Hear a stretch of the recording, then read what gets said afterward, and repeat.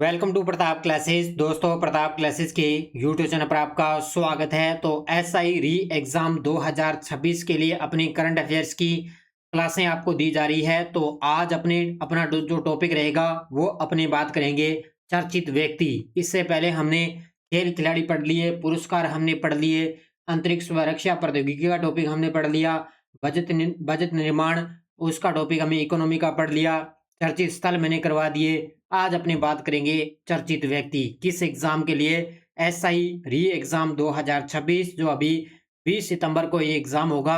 तो उसके लिए जो चर्चित व्यक्ति हैं, अप्रैल से लेकर जुलाई 2026 तक लगभग 4 महीनों के अंदर जो चर्चा में व्यक्ति है उनको इस क्लास के अंदर कंप्लीट करेंगे। और कम से कम आपको टॉप 50 क्वेश्चन आपको इस क्लास के अंदर मिलेंगे पूरे फैक्ट के साथ, जिसमें आपको पूरी डिटेल आपको मिलेगी। तो प्ले लिस्ट बनी हुई है एसआई री एग्जाम के नाम से, वहां जाके आप पीछे वाली क्लासें भी आराम से देख सकते हो। तो अब करते हैं स्टार्ट आज की क्लास। सभी साथी एक बार करेंगे सेशन को लाइक और शेयर।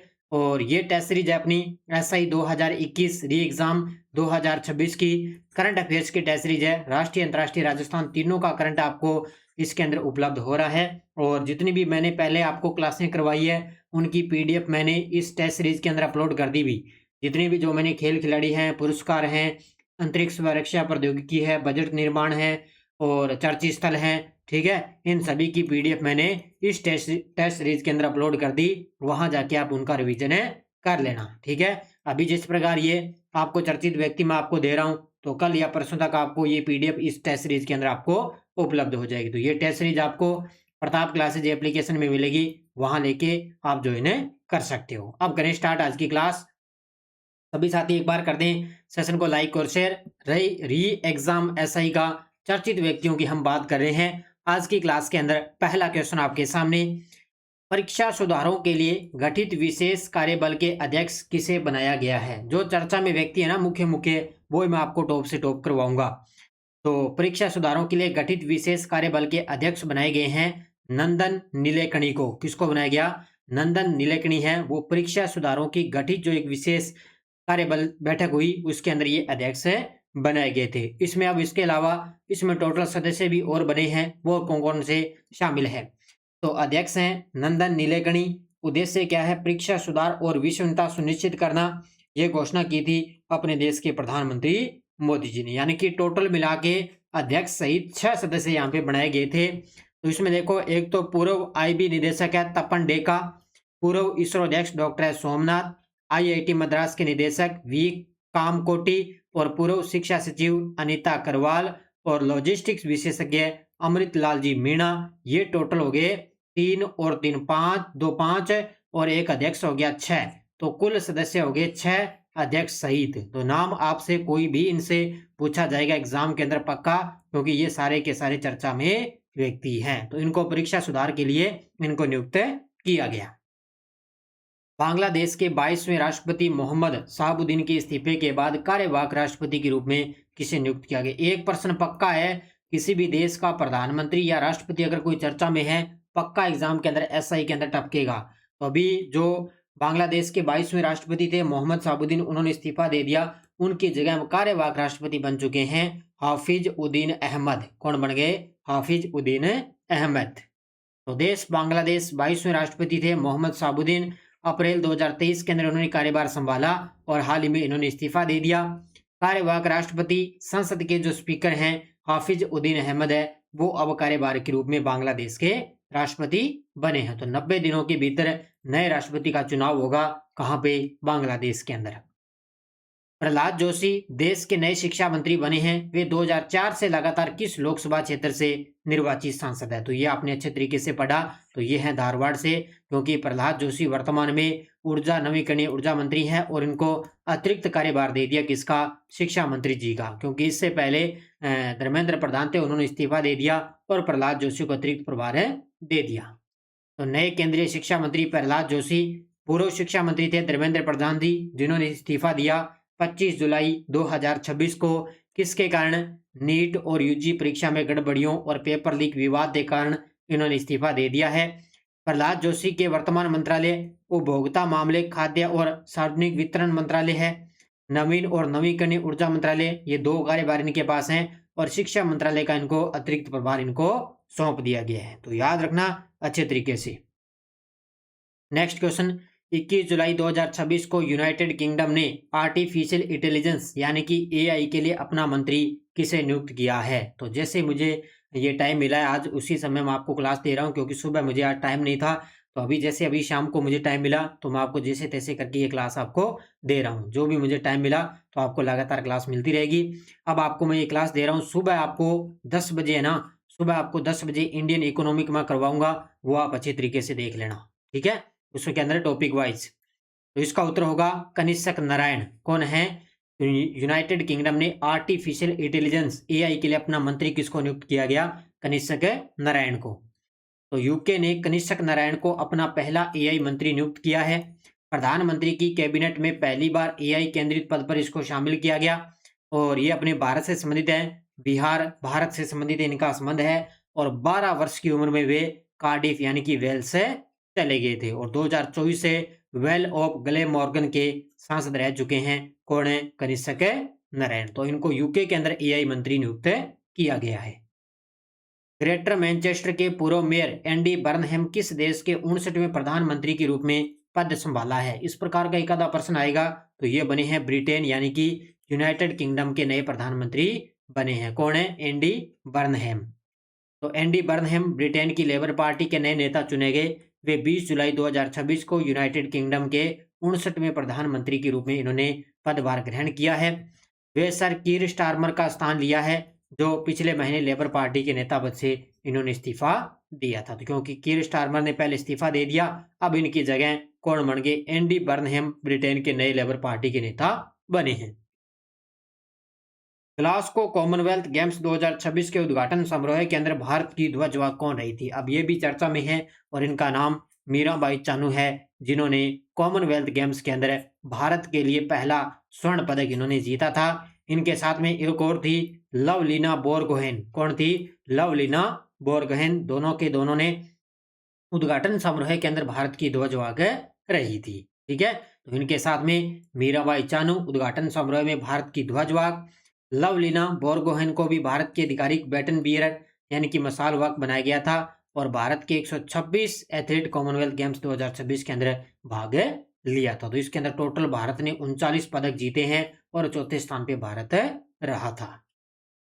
17 से 20 जुलाई 2026 तक भारत की आधिकारिक यात्रा पर आए जांजीबार के राष्ट्रपति और क्रांतिकारी परिषद के अध्यक्ष कौन हैं? तो ये जो भी भारत के अंदर कोई यात्रा पर आ गया ना, कोई राष्ट्रपति कोई प्रधानमंत्री, तो उसको याद रखना है अच्छे तरीके से। तो ये कौन आए थे?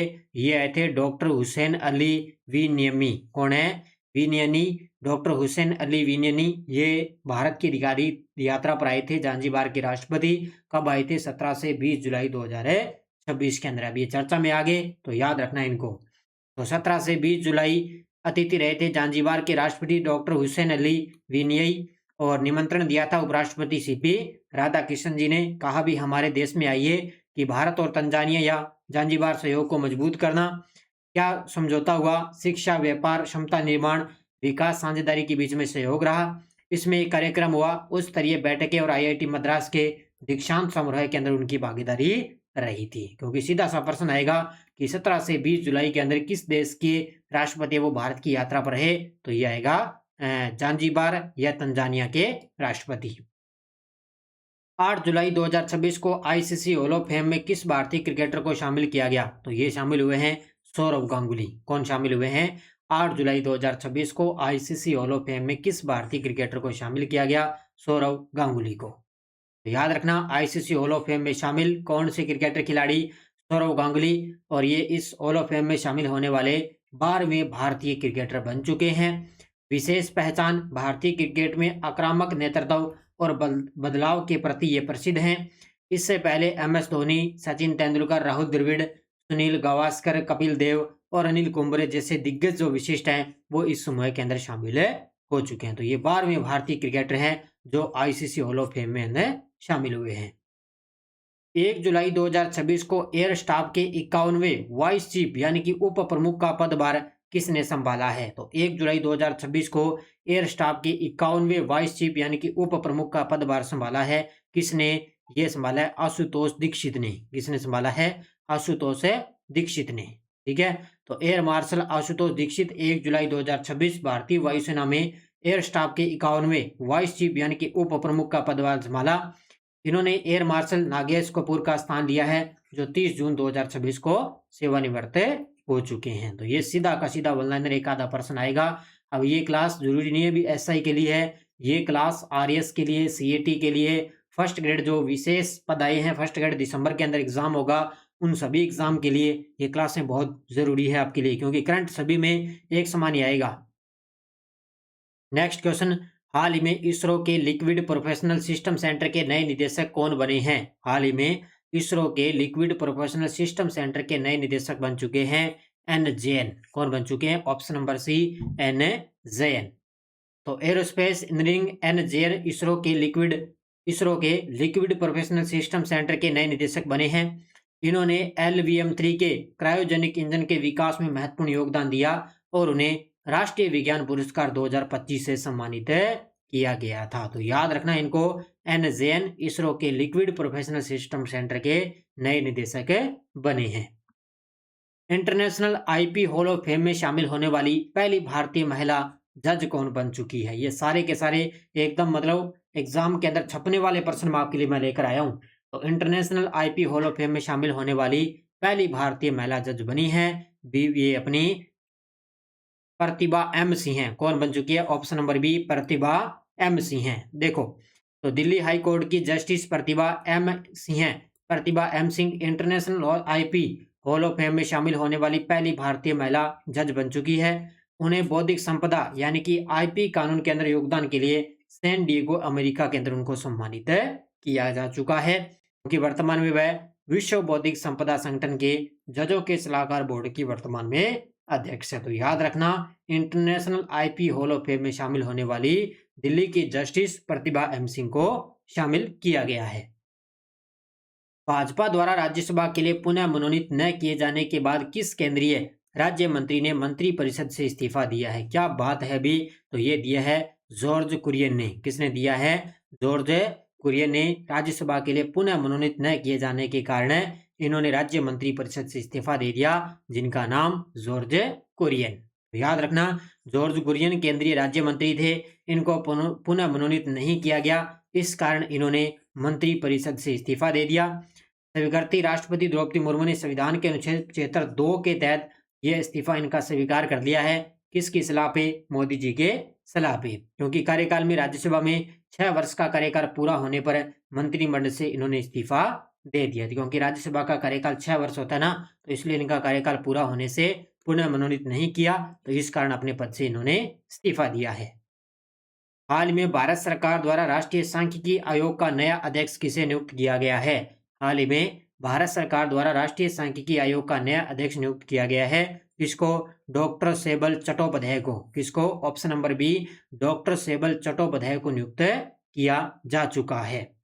तो भारत सरकार ने राष्ट्रीय सांख्यिकी आयोग के नए अध्यक्ष और 3 सदस्यों की नियुक्ति हुई है।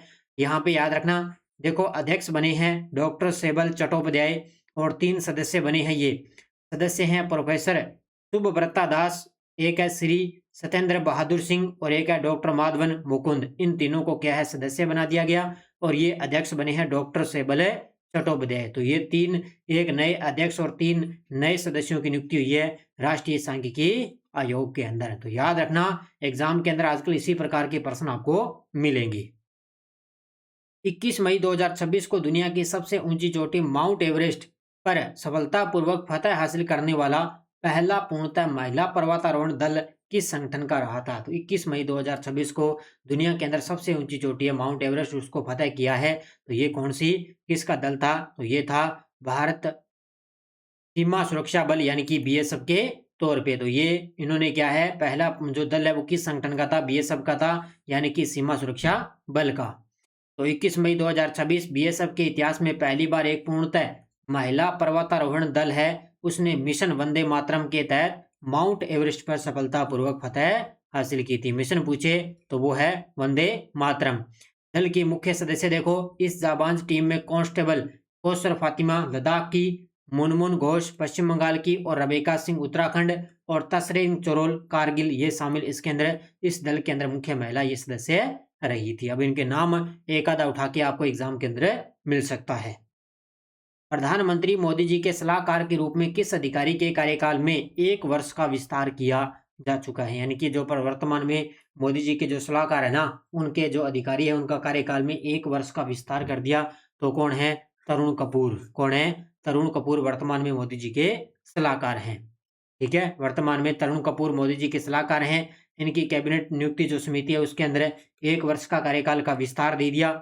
यह विस्तार 10 जून 2026 से प्रभावी रहेगा। और तरुण कपूर हिमाचल प्रदेश कैडर के सेवानिवृत्त आईएएस अधिकारी हैं। वे जून 2024 से प्रधानमंत्री के सलाहकार पद पर कार्यरत हैं। तो जून 2024 से कार्यरत हैं, लेकिन अब 1 साल का और इनके अंदर विस्तार कर दिया है। हाल ही में हॉलीवुड वॉक ऑफ फेम पर स्टार से सम्मानित किए जाने वाले इंग्लैंड के प्रसिद्ध फुटबॉल खिलाड़ी कौन है?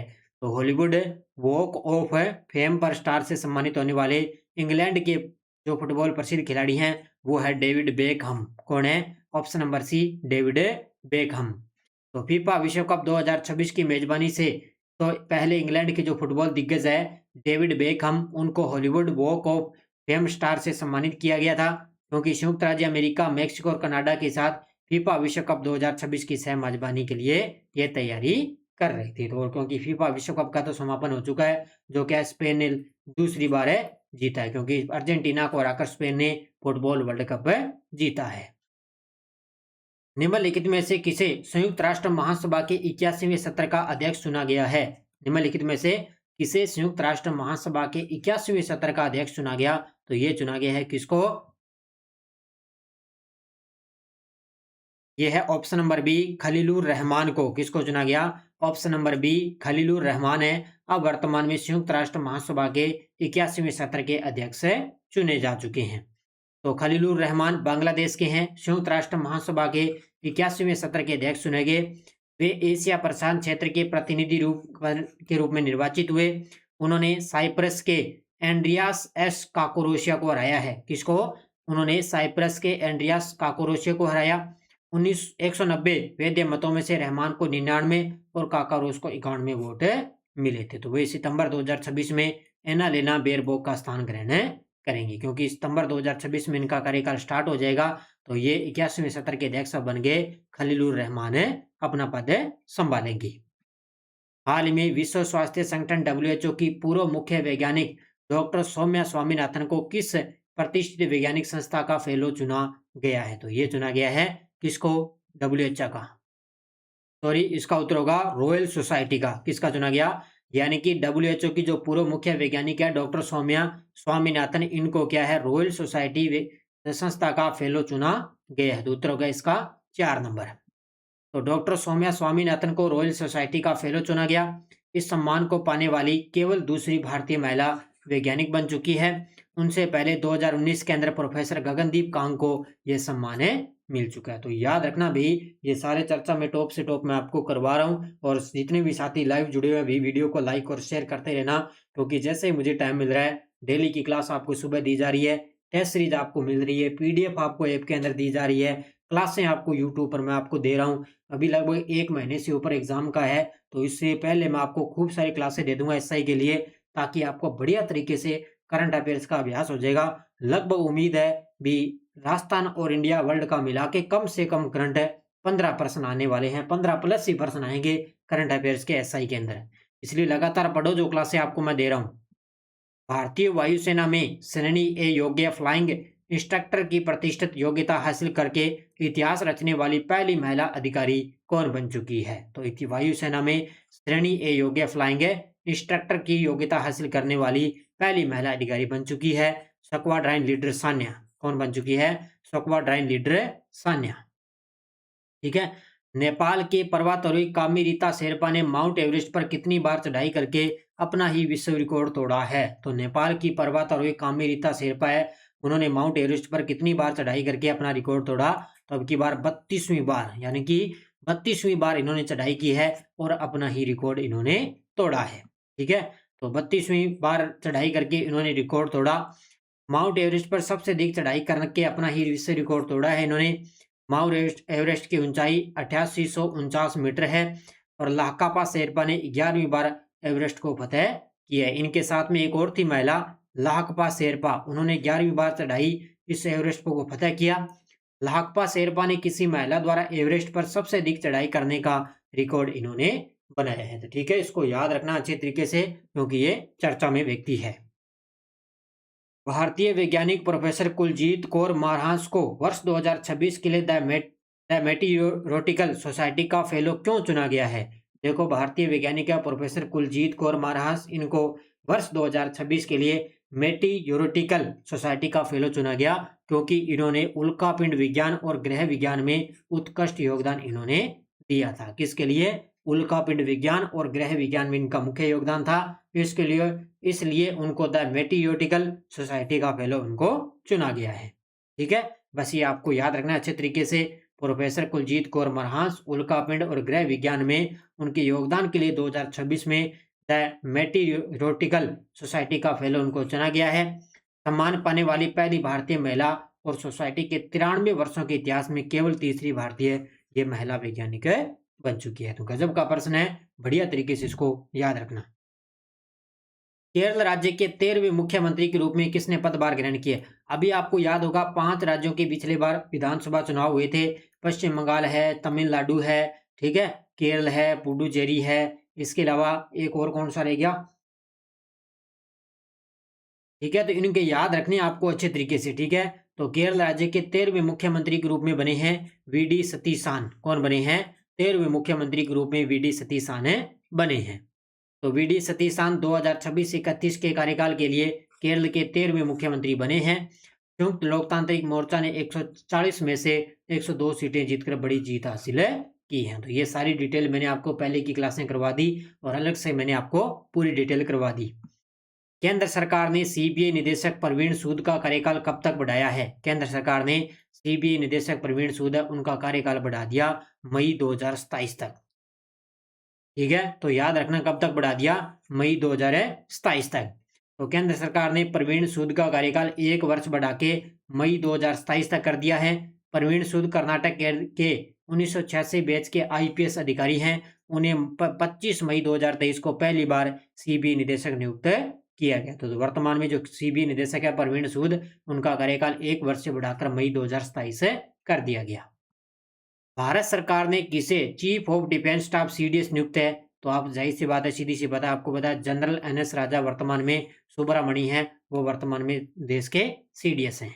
ठीक है, तो याद रखना, बस इनको नया सीडीएस नियुक्त कर दिया। एनएस राजा सुब्रमणी को देश के अंदर तीसरे सीडीएस बने। ठीक है, पहले जनरल विपिन रावत थे, दूसरे अनिल चौहान और तीसरे राजा सुब्रमणी।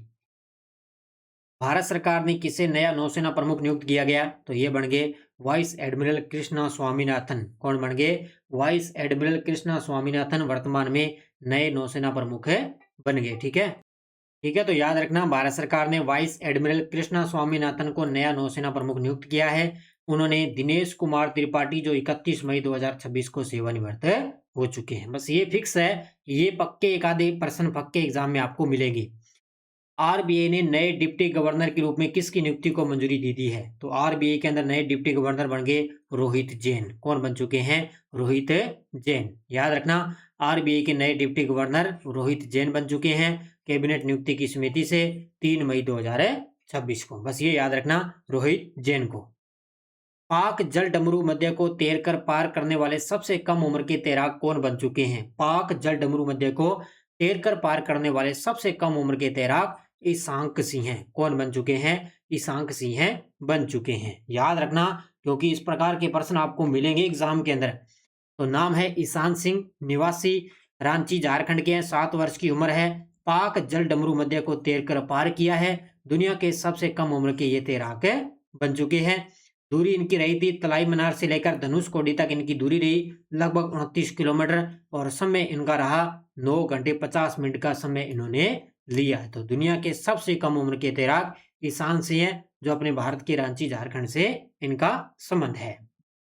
सूचना एवं प्रसारण मंत्रालय ने गोवा के अंदर आयोजित होने वाले 57वें भारतीय अंतर्राष्ट्रीय फिल्म महोत्सव के लिए महोत्सव निदेशक किसको नियुक्त किया गया? तो आशुतोष गोवारिकर को। किसको किया है? Option number C, Ashutosh Gowariker को 57वें भारतीय अंतर्राष्ट्रीय फिल्म महोत्सव के लिए महोत्सव निदेशक नियुक्त किया है। तो अभी आगामी गोवा के अंदर ये आयोजित होगा भारतीय अंतर्राष्ट्रीय फिल्म महोत्सव।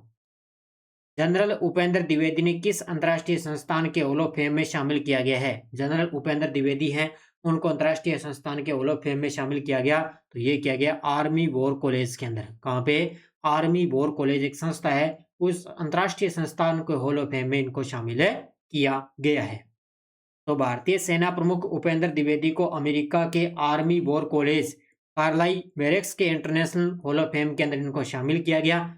उन्हें यह सम्मान उनकी उत्कृष्ट सैन्य सेवा और नेतृत्व के लिए उनको ये दिया गया। जनरल द्विवेदी इस सम्मान को पाने वाले तीसरे भारतीय सेना प्रमुख बन चुके हैं। तो गजब का प्रश्न है ना, ये गजब का चर्चा में व्यक्ति है आपके सामने। भारतीय पार्श्व गायिका आशा भोसले को दादा साहब फाल्के पुरस्कार किस वर्ष प्रदान किया गया था? क्यों चर्चा में है? क्योंकि हाल ही में निधन हो चुका है। क्यों गया? निधन हो चुका है भारतीय पार्श्व गायिका आशा भोसले, और इनको दादा साहब फाल्के पुरस्कार मिला था सन 2000 के अंदर। कब है? सन 2000 में। तो आशा भोसले का जन्म महाराष्ट्र राज्य के सांगली जिले के अंदर हुआ था।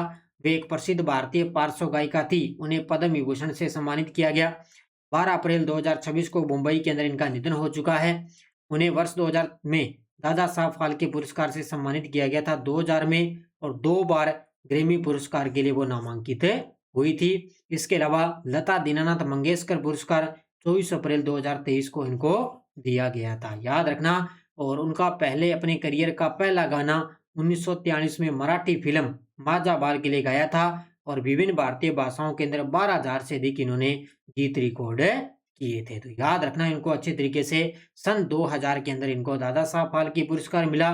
क्यों चर्चा में है? क्योंकि 12 अप्रैल को इनका निधन हो चुका था। एक अभिनेत्री है आशा भोसले, पार्श्व गायिका थी, उनको पद्म विभूषण से सम्मानित भी किया गया था। ठीक है, ये आज की थी अपनी क्लास। ये मैंने लगभग आपको मुख्य मुख्य जो अप्रैल से लेकर जुलाई तक जो चर्चा में व्यक्ति है वो मैंने आपको करवा दिए हैं।